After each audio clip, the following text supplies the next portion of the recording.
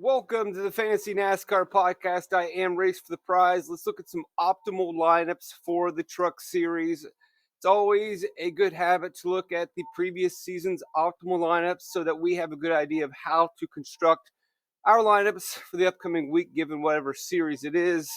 And especially if we're going to a different style of track, intermediate track, short track, or road course, the build always changes. So let's look at COTA from 2023. We don't have a large sample size, but I believe with the sample size we have, we're going to have a pretty good idea of how to build it. So 23 COTA, we've got one hog in the optimal lineup, and it really isn't that much of a hog. It's Zane Smith, and again, hog dominator, fast lap sled, whatever you want to call it. Kyle Busch technically is in control of most of this race, but at $1,300 in a race with very few laps, even with a second place finish, he was simply too expensive. Make note of that. File that away. Good to go. We kind of have a hog. We'll consider it a hog. You want to just consider it the race winner. If that's going to be your approach this week, that's fine as well. I've talked a lot about this in previous podcasts. If you can just nail guys in the top 10, then you can let things sort themselves out. You're not going to have to worry about nailing the lap leader. If you predicted last week at Bristol that, Denny Hamlin, he can get a top 10. I like him. And he was in the top 10. He got a top 10. And in doing so, he led a bunch of laps. So you're really just trying to predict drivers that can finish up front.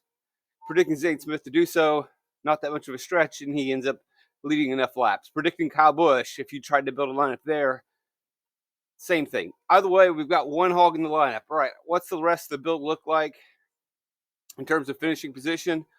We get Tyler Ankrum finishing 4th. Very solid day there for Hattori. Corey Heim finishing 6th. Good day for Tricon.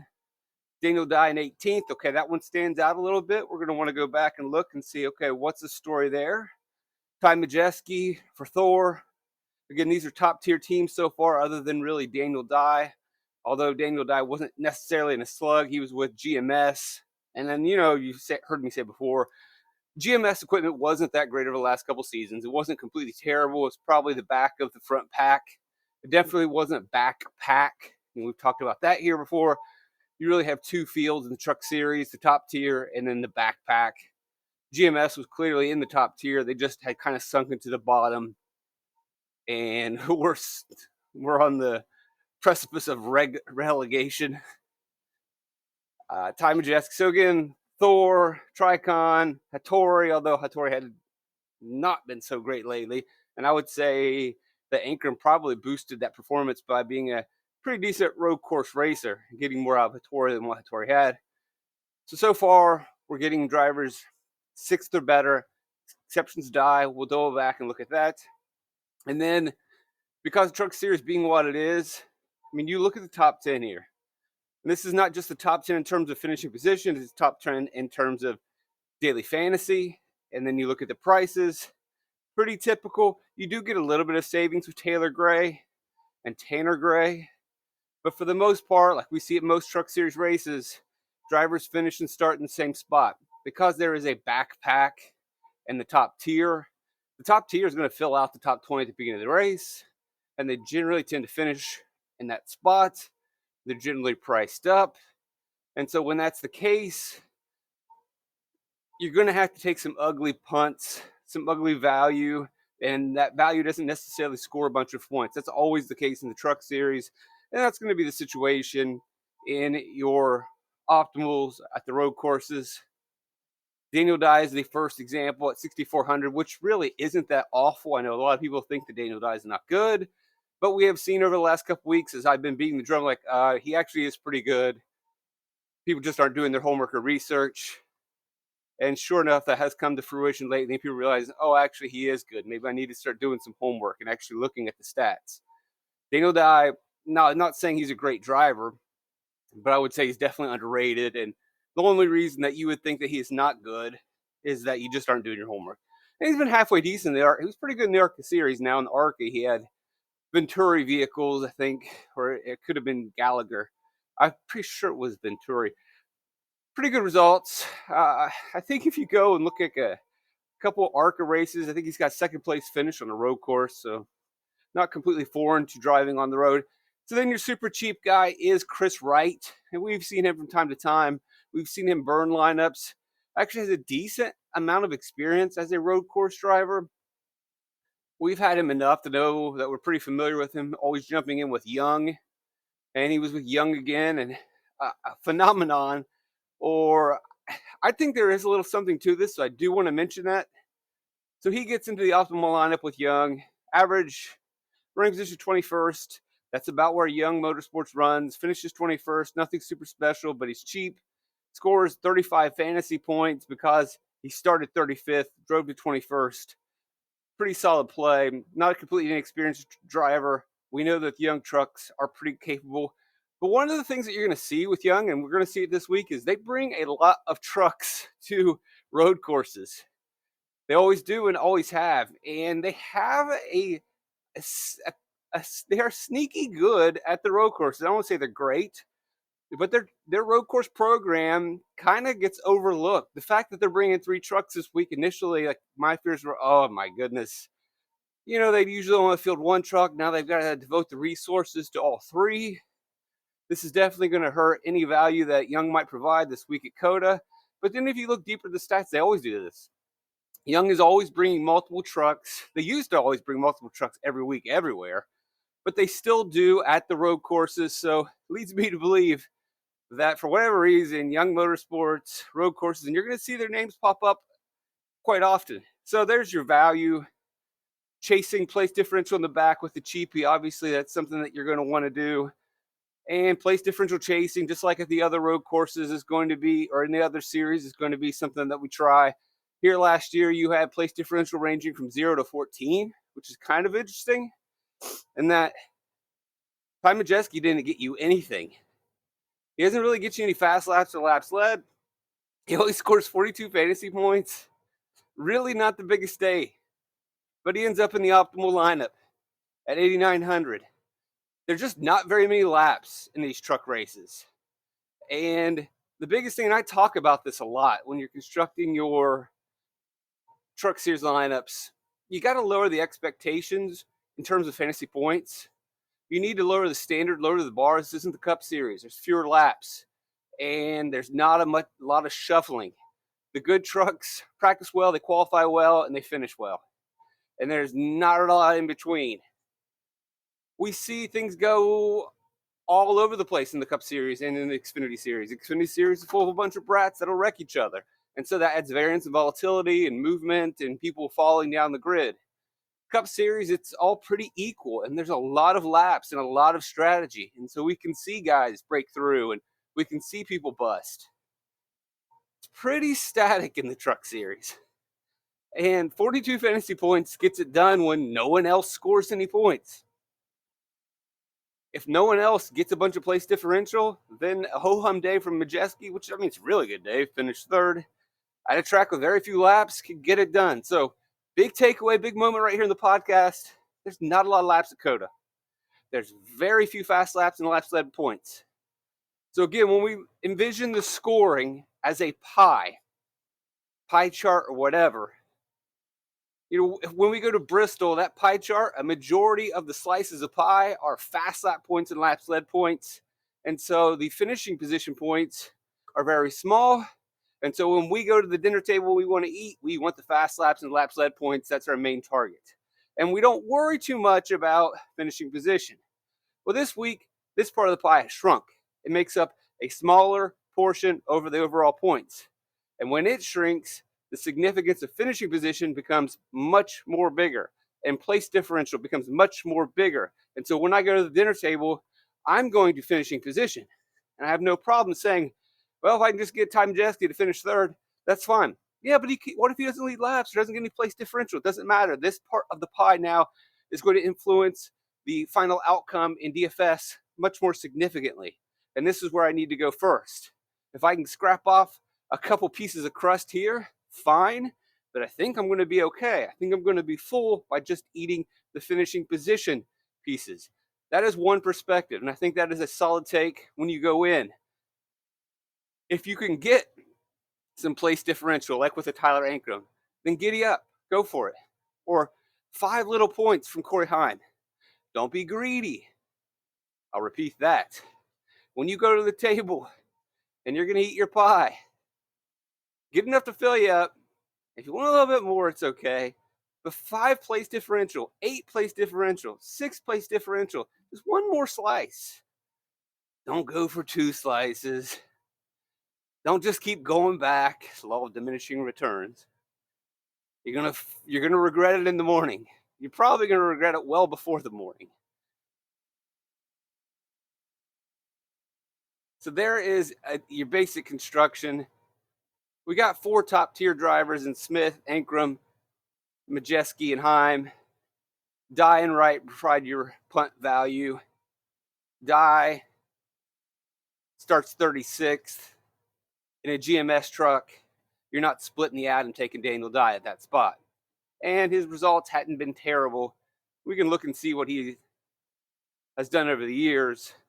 Like I mentioned, he did have ARCA experience. And if we come over, we can see he was actually pretty good. Now, you wouldn't have known he's pretty good probably because of the lack of experience in the main tier. But last year, 18th at COTA from starting in the back, 14th at Mid-Ohio with GMS.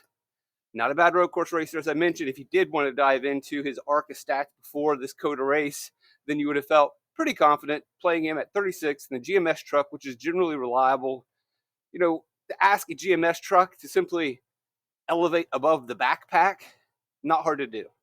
Especially when, 5 of those trucks may not even be able to get through this race. A lot of trucks unload at COTA that don't often run, and it shows. And then you have your general failures with that and your speeding penalties. It's really not a Herculean effort for a top tier team to just rise above the backpack. And then for Chris Wright, again, young typically is the higher portion of the backpack, although they have been on tougher times of late. But again, as I mentioned, at these road courses, Young Motorsports tends to devote quite a bit of resources. So that's the build. Let's just kind of look at some of the outcomes and results of some of these smaller teams, because you're all familiar with the top 10s and you know who's probably going to be in the top 10 this week and you know who to target. But some of these lesser known value drivers for smaller teams, let's look at their performances in terms of fantasy. You got Rajah Caruth. He was with GMS last year, so definitely an upgrade in equipment.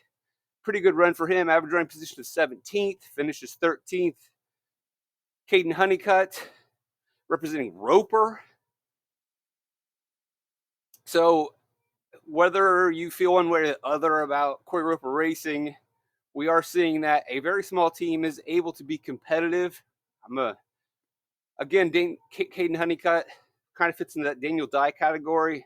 If you dive in and do some of his research of his background in the lower series and the few races that he's been able to run in the truck series, he is definitely a developing young star. I don't know if he'll be a star, but again, another underrated driver that has talent. When in decent equipment, he can put together some pretty solid races, as he did at COTA last year. Garcia's McAnally last year. Casgrala, or no, Garcia was Tricon last year. McAnally this year. No, got reverse it. Flip that, reverse it. Scratch it, reverse it. Wonka. Gillen running for Tricon. Finishes 9th. Chris Wright is already mentioned for Young. Colin Garrett getting into the top 20 DFS-wise, running for Stephen Lane, on point. They still run the road courses for the most part. Used to be a full-time team with Brendan Poole, have decent trucks. It seems like they still have enough decent equipment to run the road courses, put together decent races to battle in the backpack. Finishes 20th, average running position 24th. Colin Garrett, we've seen with Sam Hunt Racing several times in the Xfinity Series, a little bit of a road course background. And then as we get deeper, we got Lawless Allen running for Nice. Allen has a little bit of a road course experience. If you go back and really dig into what he started out in the Trans Ams, I wouldn't say he's a superstar, but I think he was he was Rookie of the Year in his Trans Am series. So if Lawless Allen does have any skills, talents, or gifts, it's going to be at the road courses. And although he doesn't score a lot of fantasy points, his average running position was 14th for Nice. He finished as 17th. It's actually not a bad day for him. He qualified 18th. Again, not bad. So he is someone you're going to want to keep your eye on. I know Lawless Allen's burned everyone before, but he's in okay equipment with Ray Oom. And surprisingly, Ray Ooms had some pretty decent finishes at the road courses. It kind of shocked me. And they probably have some of their best equipment ever this year. And now they have their best road course driver. He's definitely going to be on the board. And then Colby Howard used to be the Robaugh guy. Robaugh is definitely a much better team now. Anything else that I want to highlight on this? I mean, you've got bad stuff happens to people. Big surprise. Dodge some landmines. We know that's bound to happen. All right, let's look at 2022 COTA. Then we'll jump back and look at 2023 Mid-Ohio. Anything else I want to say about that? Actually, I might as well highlight the race for Daniel Dye if you really want to know. So Dye, about 26th for most of the race, not running his best, but then was able to cycle to 13th through cautions. So definitely not a 13th place driver last season. He fades back to 18th, and that's pretty much where he stays. And, he benefits a lot from attrition. Doesn't really have his best race ever. But again, first time at COTA, for a rookie in the truck series. Not a bad day, not the greatest equipment. I would argue his average running position was 23rd. But again, it's not bad. Well, it's not great. I don't want you to come into this race thinking, oh, Daniel Dye's a great road course racer. He's okay. He's good. Don't have too high expectations. But again, you don't really have to be that good when we've got stage cycling and we've got cautions, we've got attrition. Just keep your nose clean. And you got to give the kid credit. He finished the race. Some people didn't finish the race. Chris Wright runs about in 21st the whole race. And at one point, he is up to 7th through cycling. But as the cycling wears its way, because he plays the games with the stages and staying out, he fades back to 21st. And so cycling doesn't really help him out that much. Just the way that it falls. If cautions fall a different place, maybe Chris Wright could have had a boosted position, but he did what he did. So nothing really spectacular or wild happens here. The biggest thing is that they just started in the back. If we got to get value starting close to the front, then we need the stage cycling to work in a different way. But because they were all the way in the back, there was just no real mystery to it. They had about 25th to 20th place cars. They did what they're supposed to do. Boom, done. All right, we look at COTA from the year before. And again, hey, Kyle Busch sucks up all the hog points. For $13,000, he doesn't work. Even with all these points. And even with a third place finish, he is not optimal. Because in the end, he still only scored 53.9 fantasy points. Second place scored 51 and was significantly cheaper. Third place, cheaper, 51. Fourth place on the DFS scoreboard at 9,500, 49 fantasy points. These are great, but they're easily surpassed by place differential. They're easily taken over by place differential. Again, when you're going to the pie, we want finishing position first. Got to check that box, right? These guys finished 1, 2, 4, and 5. So that checks the box. When we're going to get our pie, I got to get my finishing position survey. Then I look to get me some place differential on the side, maybe a whipped cream. And then I throw it on there, and then boom, my pie is sweeter than Kyle Busch, and I got it at a discount. That's how we roll. We got a top-tier team in Zane Smith for front row. We got John Hunter Nemechek running for... Need to change that name, but we'll fix that later. For Kyle Busch Motorsports, we got Ben Rhodes for Thor. We got Chandler Smith for Kyle Busch Motorsports. There's that guy again, Lawless Allen, running for Nice. Keep your eye on him. Starting 24th, not your favorite spot, but actually has a better average running position in COTA 2022. Finishes 11th. We'll break down the laps and see how he benefited there, but it's COTA, it's stage cycling, it's cautions. We can probably explain that by looking at the lap by lap. We'll do that in a second. Then the rest of our top 10, big team. Tyler Ankrum again, running pretty well at the road course.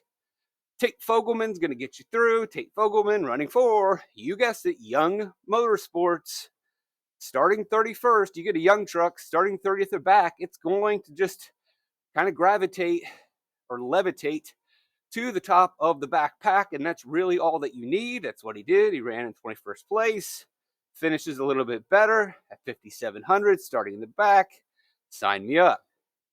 Again, not really splitting the atom. You're taking 4 top tier guys, hoping that they finish basically 1, 2, 3, 4, and 5. And if you get the guys that are going to finish in the top 5, the hog thing will sort itself out. One of them is bound to lead enough laps, although it's not really something that you need. But you want to get that 1, 2, 3, 4, and 5. And then also, when you are getting that 1, 2, 3, 4, and 5 from a Nemechek, Rhodes, Chandler Smith, we want to maximize place differential. And that should take care of the rest. And it looks like for the most part, we're taking 2 value, 2 punts, and hoping to get 45 from Lost Allen's a pretty solid day. 38, I think that's probably the range that you're going to need to be in. And the way that you're going to really need to get there is probably around 20th place finish, and you're going to need place differential points. So far, that's the pattern. It's going to depend on what the starting grid looks like. I mean, there could be a case where we don't get value that has place differential upside, but I think it's going to be there. It's been there in these 2 COTA races. I don't see why it won't be there again. Anything else want to round out with that? Well, let's look at the Lost Allen laps. Let's look at Lost Allen and Tate Fogelman's laps, just see if there's anything peculiar there. So there's Lost Allen. People pit. He cycles up, but he returns basically right to where he was going to be. He actually pits 2 and maybe gains a position by cycling. So no real changes. He did race his way a little bit forward. Maybe not the best start there. Again, he's going to cycle because of cautions. But again, everything kind of sorts itself out. And Lost Allen's just really running in 21st. Now, as we start to see cautions, we're going to see attrition. And he's just going to pick up spots by finishing the race. No real mystery here either. Picks up positions by finishing the race. And I suppose as we go down, we're going to see drivers that were running better than him that fall out. Like Kaz Grala has issues through the cautions. We got Parker Kligerman, issue in the cautions. These are spots that he's picking up. Colby Howard, who was having a better day, issues through the cautions. And you would argue that maybe that robot truck was better. Who knows? Alex Bowman, that's another spot that he gets. So Matt DiBenedetto, another guy who's typically top 15. He goes out. Lost Allen moves up. Jack Wood, he goes out. He moves up. Haley Deegan, usually right there in the teens. She goes out. He moves up. Sheldon Creed doesn't get a lap in. So he's running part-time for Young, goes out, qualifies on the pole super fast, and his car dies lap 1. Set that money on fire. Your lineup is dead on lap 1. That was a dicey situation because we knew during pre-race, like, is this truck going to make it? So if you want a little bit of doubt about Young Motorsports, but the fact that Young Motorsports gave Creed a truck and he went out and qualified on the pole, that's pretty interesting. The fact that it failed, that's another story to look at and to worry about.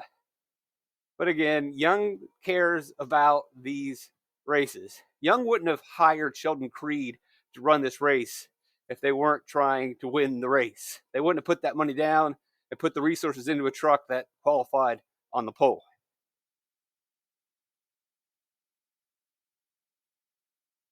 Let's look at Fogelman, and I think it's just going to be him running around, holding position for most of the race, and gets that slight bump at the end through attrition. So probably a 23rd place truck. Guys don't finish that should have finished ahead of him, and he gets some attrition points. That gets you, 5, 6, 7 place differential. He started probably a little further back than he should have. So boom, there it was, not really splitting the atom again. Let's look at the top scores and look at the teams, see if there's some teams that we want to become familiar with.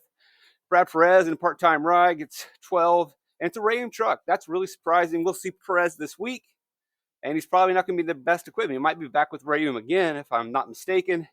And he was able to finish 20th. Average running position, though, 27th. But again, not completely off the board because he too can get attrition. He too is starting 32nd. He really just misses out. Fogelman at 38. Fantasy points, Perez at 35. It's definitely an option. Will Rogers, pretty good young road course racer. We've seen him pop in and out. He was running for Rayum as well. He had a little bit better of a ride.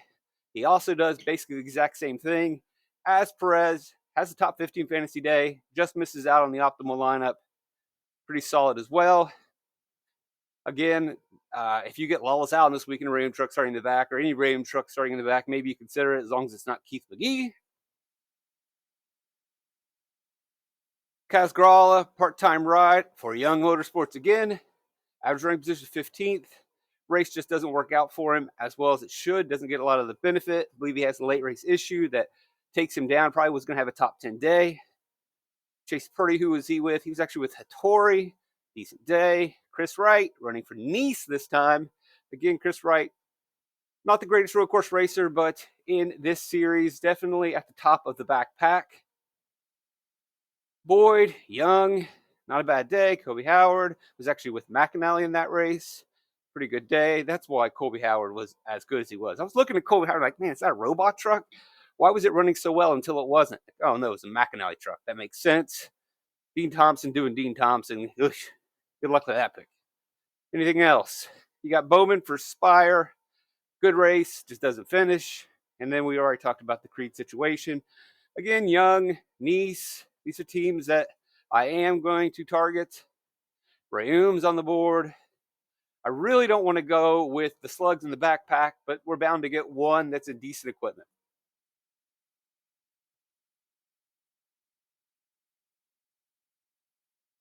If anything, the On Point might worry me a little bit, but we've seen enough from On Point, or Stephen Lane, for Fogelman. If we get a Stephen Lane truck, I can probably trust it if it's a quality driver. Let's look at 23 Middle High as we wrap up our optimals. Again, yeah, you want to get the hog, but really you're just trying to pick the race winner. You're taking 4 top tier guys, and you're taking 2 punts. That looks like the construction. So there we do get the hog in Corey Heim at 10,400, but he only scores the second most fantasy points. Now that is mainly because Stuart Friesen started dead last, finishes 4th at Mid-Ohio, 71 fantasy points. I'm not very bullish on Friesen. I got to dial that back, though, because although he didn't get a good finish last week, he ran much better than I expected. So full transparency, I was not high on Friesen. And after the fact, looks like you got that one right. Well, not really, because he ran pretty well. So that, for my own development and my own research, that's a loss for me. That's an L. Got to own that, accept that.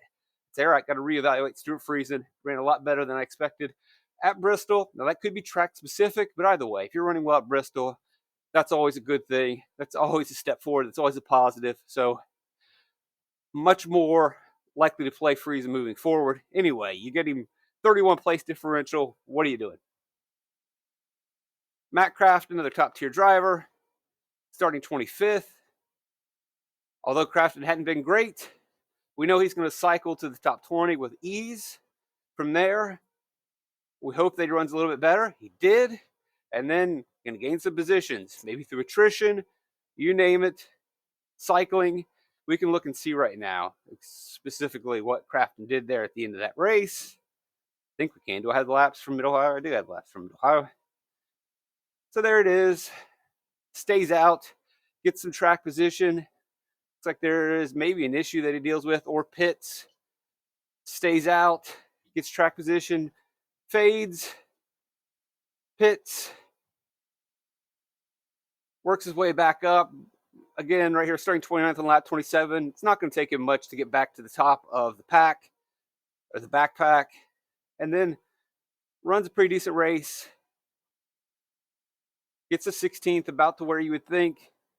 Stays out, gains positions, holds. Throw in some attrition, I'm supposing here. And he takes over. Pretty decent race for him. See if there's anybody really solid. Not a bad day for Matt Crafton, really. And not a lot of trickery, just runs better at the end. Plays the stages right. Top tier guy.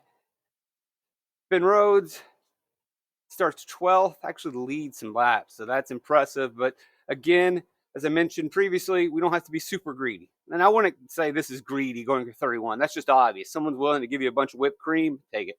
Someone's willing to give you more, take it.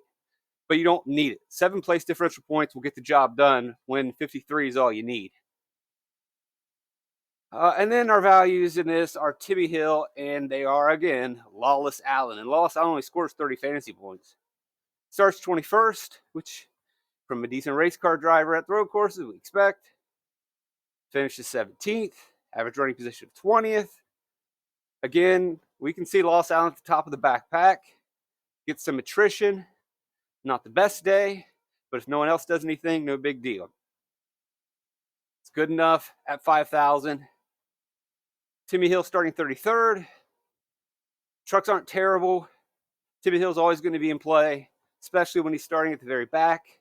We don't really think that he is going to elevate kind of like a young truck all the way to 20th. We can see him get to 25th. We can see him get a little bit better, although he did do a little bit better. Mid-Ohio is typically a little softer of a field. Less resources are going to be devoted to this race. The one-off. So it's really not that crazy to see Hill be a little bit more competitive here than at a place like Circuit of the Americas. The Circuit of the Americas, with a little bit better resources being devoted to a premier race, I could see Hill being not as strong of a driver. We look at the top 10 in fantasy, big names, all big teams. They're going to dominate the board, and that's the pattern. You just need to find 4 of them that get the maximized finishing position and maximized place differential. And then you're going value shopping because there's not going to be a lot of points available. So we go down the board, and do I need to look at Timmy Hill? No, I don't think we do. I don't think we need to look at Lawless Allen's laps. We get the picture. There's Daniel Dye again. Jake Garcia, quality racer. Garcia's now with Thor. I said he's with Tricon now. He's with McNally. He's now with Thor. Daniel Dye. Again, solid race. We mentioned that earlier. Mills, I'm imagining that's Young. There it is, a Young truck in the top 20 of fantasy. Spencer Boyd, Young in the top 20 in fantasy points. Who's Connor Daly with? Nice, right there. Young and Nice battling it out for points. Connor Jones was with Thor. Landon Lewis was with Roper. There's another Roper truck showing up on the grid. Marco Andretti was with Spire. We're going to see Marco Andretti again this week. I don't know if we need to go there. Sawalich, Gill and race. Starts 8th. That's pretty good. I think he has an issue early in the race. There's Will Rogers jumping in for Young. Starts 16th, so the truck had some speed. Average running position 21st, just can't finish. And that's, basically a point for Timmy Hill. I mean, you look at these guys, these are points for Timmy Hill and the other punts. Jack Wood, doing Jack Wood things. Anything else that I want to talk about here? We've already gone pretty long. That should do it. Final takeaway. I'm not worried about nailing the hog. All I got to do is nail the top 4 studs finishing position. And then I'm going to try to maximize my values with place differential plays. Thanks for joining me, guys. RaceForThePrize.com. You can always donate if you've already subscribed. You just want to pitch into the cause. You appreciate the podcast. Please like the videos. Share the videos. We're close to 1,000 viewers. Blessed to have you guys around. Love you guys. Trip to life's fantastic.